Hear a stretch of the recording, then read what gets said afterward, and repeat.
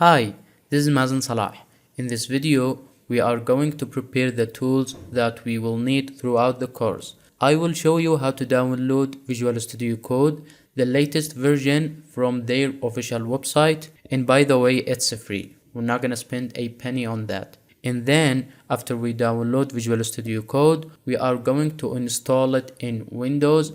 And in case you're using Mac, it's gonna be all the same. It's not gonna be a huge difference between Windows, Mac, or Linux. So you can follow me in this video and everything will be fine. First, we are going to open the web browser and go to the search bar and search Visual Studio Code, or for short VS Code, and hit enter. You will look for this search result, code.visualstudio.com, and we will open it. This is the official website of downloading Visual Studio Code. We are going to hit this arrow button. This is the version of Mac OS. This is the version of Windows, and also this is the version of Linux. I have a Windows, so I will press this button for downloading the version of Windows. And you can see here it directs us to this page and it automatically starts downloading the program Visual Studio Code. The speed of my internet connection is slow. You can see here. I have to wait for an hour and I'll be back. 1 hour later. After the file completes downloading, we will open it directly from here. I will press open file. Okay, this is the setup wizard. First, I will accept their conditions and click next. This is the installation path. You can change it by pressing browse and select an installation path in your computer. This installation path is okay for me, so I will click next. This is the name of the shortcut that will be created after the installation completes. I will click next, and also I will leave these settings or these options on their defaults. Again, I will click next, and finally I will click install. You will wait for a few seconds or a few minutes and the installation will complete. 1 minute 37 seconds later. As you can see here, the installation is completed successfully. So I will click finish. It will launch Visual Studio automatically. And finally, you can see this is Visual Studio Code. It is installed successfully. There is something that I want to explain to you before we continue, which is the difference between Visual Studio and Visual Studio Code. You may have heard about Visual Studio, and here you find Visual Studio Code. Both of Visual Studio and Visual Studio Code are from Microsoft, but the difference is that Visual Studio is an IDE. IDE stands for Integrated Development Environment, which provides a whole environment for you to develop your applications. You will find the packages you need inside the environment. And if you are working with a framework like the .NET framework, when you create a project through Visual Studio, it will include packages in every project you create through Visual Studio. So this is the IDE. What about this Visual Studio, which is not an IDE? Well, this is a code editor. It is so simple. It provides a way for you to write code, and you can also download some extensions. It has some simple tools, but it's not an IDE. If I want to work on the .NET framework through Visual Studio Code, I will need to download all the files of the .NET framework, include them in the folder, and that's gonna be a time-consuming process. And so why we're using Visual Studio Code instead of Visual Studio in this course, because this is just a course of HTML, and all we need to use HTML is just a text editor. We can use Notepad, but I will use Visual Studio because it helps me in some ways. So that's the difference between Visual Studio and Visual Studio Code. Now we have our Visual Studio Code ready. The next step is that we are going to go to this tab, which is extensions, and we will download one extension. It is very helpful. It is called Live Server, and I'll show you what it does in a few minutes. You will search Live Server right here. This is the extension that we need. I will open it. It is installed in my Visual Studio Code. You are going to press install until the installation completes. It's gonna take a couple seconds or such, and after that you will close this tab, and I'll go back to the Explorer right here, and first I will hit open folder. and from my Windows Explorer I will choose a folder to work on. New folder, and I'll name it something like first web project, and press on select folder. Here it's asking us, do you trust the authors of the files in this folder? I will press yes, I trust the author because I am the author. Close this welcome window, and you can see here this is the folder.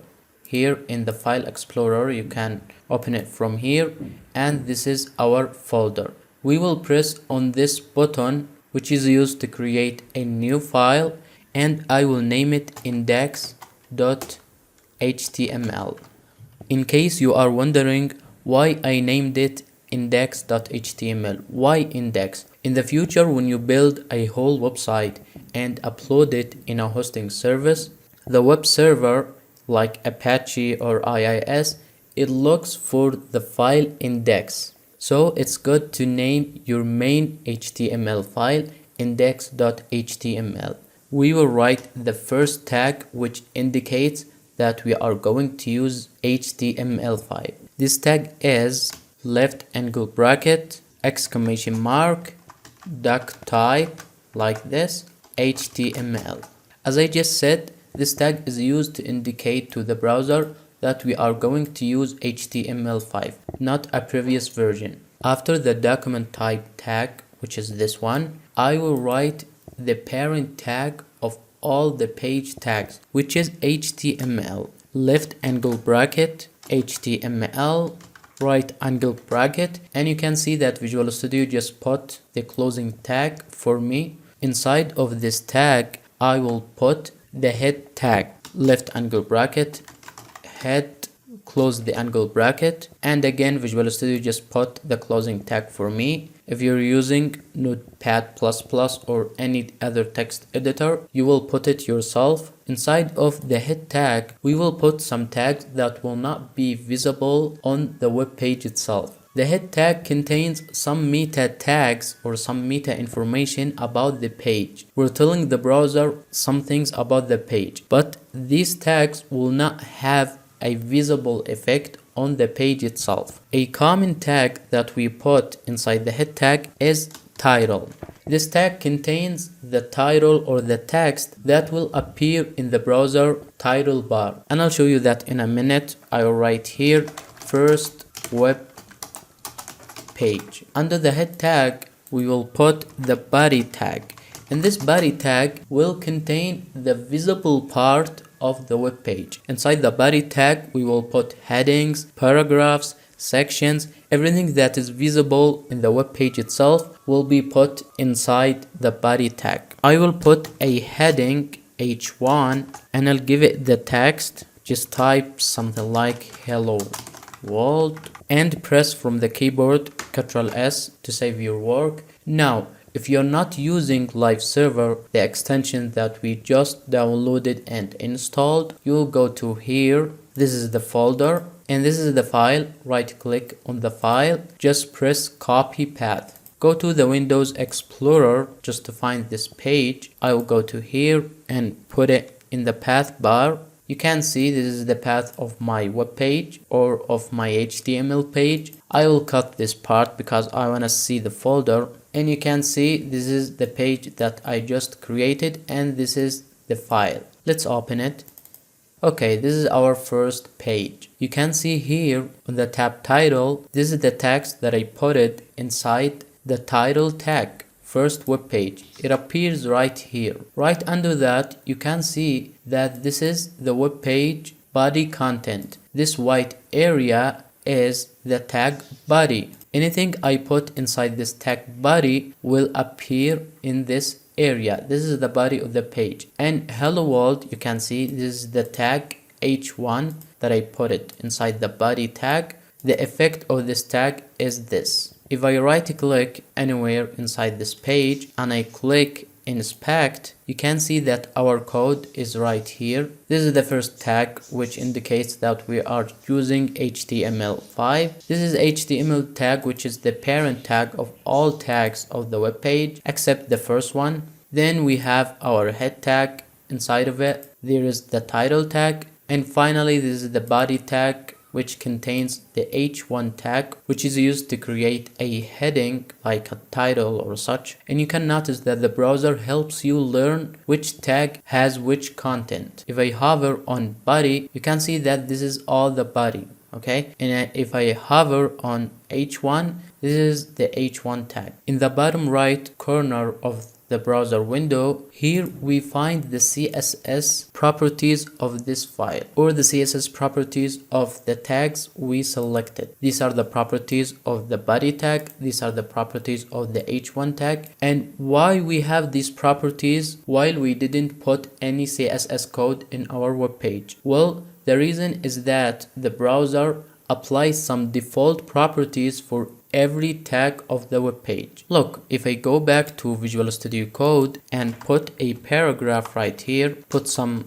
text like lorem, this one, press Ctrl S, refresh our page, and you can see if I select this paragraph, it also has some default CSS properties. Now let's see how to use Live Server and what is the benefit of using it. First, let's close this window and go back to Visual Studio. To open your page or HTML page by the Live Server extension, you can right-click anywhere in your page and press on this button, Open with Live Server. If you don't find it right here, you can go to the File Explorer from the left and right-click on the file. You can see here, Open with Live Server. If I click on this button, Open with Live Server, the thing that will happen is that our browser is launched automatically. You can see this is our page, and just notice in the URL bar right here, this is the local server IP, this is the port which is 5500, and this is the page. So what is the point in using Live Server? The benefit of using Live Server is that if I write code right here, like if I want to delete this paragraph, deleting it from here and just press Ctrl S. If you press Ctrl S and go back to the browser, you can see that it updates the page automatically without going to here and click refresh. And instead of that, when you press Ctrl S and save your HTML page, it will refresh the page in the browser automatically. If I put a paragraph right here and put a very long text like 1000, okay, and the way you do that, I'm sorry I didn't tell you how to do that. In order to put a tag in a fast way, just put the name of the tag, which is P, press tab in the keyboard, put lorem just to generate some text because I don't want to write 1000 words. Put the number of words that you want and just press tab, and you can see this is our auto-generated text. When I click Ctrl S, when I save and go back to the browser, you can see that it automatically refreshed the page for me. And this is the benefit of using Live Server. Something that I typically do is to divide my screen into two parts. Put my coding part right here. This is the browser, it is right here. And when I work in Visual Studio Code, I will do anything I want. Like I want to delete this tag, press Ctrl S and see the effect automatically on the right side on the browser without spending time toggling between the browser and the code editor. So I think that's everything for this video. We downloaded and installed Visual Studio Code. We talked about the difference between Visual Studio Code and Visual Studio, the IDE. We installed the extension Live Server and we demonstrated how to use it and what is the benefit of using it. And we created our first HTML5 index.html. Thank you for watching and see you in the next video.